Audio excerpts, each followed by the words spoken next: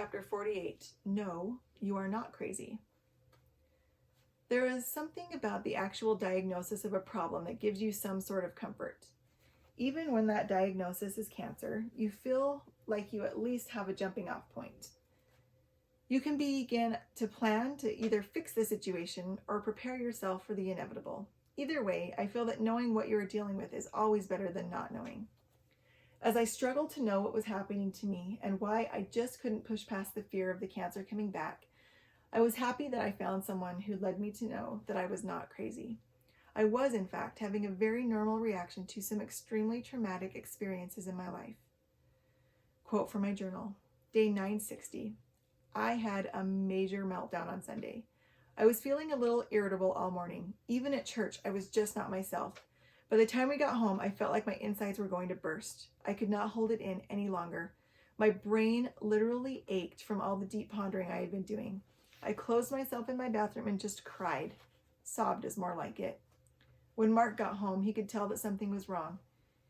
He made me his unofficial last appointment of the day, and we had a little chat in our room. He felt that I had been suffering from PTSD. I'm pretty sure I agree.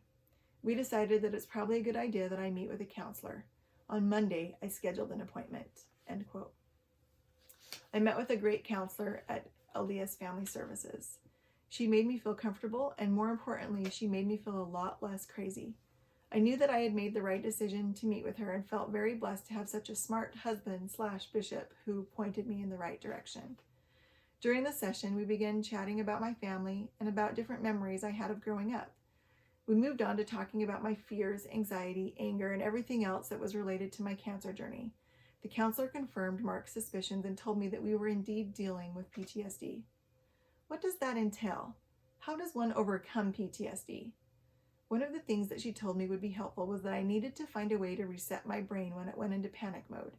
Whether it be through breathing exercises, relaxation techniques, yoga, or listening to certain music, I needed to find the reset that worked for my brain. That meant I would need to start experimenting. As I sat there listening to her suggestions, I kept telling myself, "You already know these things. Why haven't you thought about doing them?" I had been trying to teach my daughter, Abby, to use some of those techniques to help with her own anxiety issues. So why hadn't I thought to use them myself? I suppose that sometimes it just takes someone looking in from the outside to bring to our attention the things we already know. My counselor also made a great connection that I had not thought of before. How my birth order affects my personality and the way I was processing or not processing things. Since I'm the oldest in my family, I have always had kind of a caretaker/leader personality. Because of that mentality, it was hard for me to entertain the thought of dying and leaving my family. I constantly asked myself questions like, who would take care of everything that needed to be taken care of?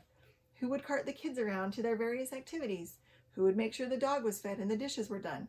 The leader, caregiver part of me just could not understand how all those items would get done if I weren't here.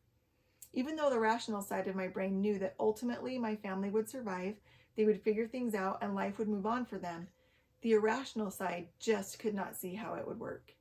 I think there's another term for that. It's called control freak. The more I talked and opened up to my counselor, the lighter I felt. The load that had been pressing down upon my tired shoulders had shifted slightly. I became more aware of what I needed to be doing to make sure that I was in a good place and stayed there. I also had the realization that I had the power to overcome the feeling that the rug was going to be pulled out from under me. I had the power to tell cancer to stay in the back corner of my brain and not taunt me anymore. On the way home, I had a very enlightening and spiritual moment of clarity. As I was digesting everything my counselor and I had discussed, I had the very strong impression that God loved me. Of course, this was something that I already knew, but for a very brief moment, I felt encompassed in unseen arms. I felt as though my heart was going to burst, and there are no words to describe the intense feeling of love that filled the van as I drove home. God knew that I wasn't crazy. He knew that what I had been dealing with emotionally was extremely real and very difficult for me, and he wanted me to know without any doubt that I was his daughter and that he loved me. Quote from my journal. It's going to take some time, and I'm going to have to make a very conscious effort to reset my brain when it gets anxious. But like I tell my kids all the time, we can do hard things." End quote.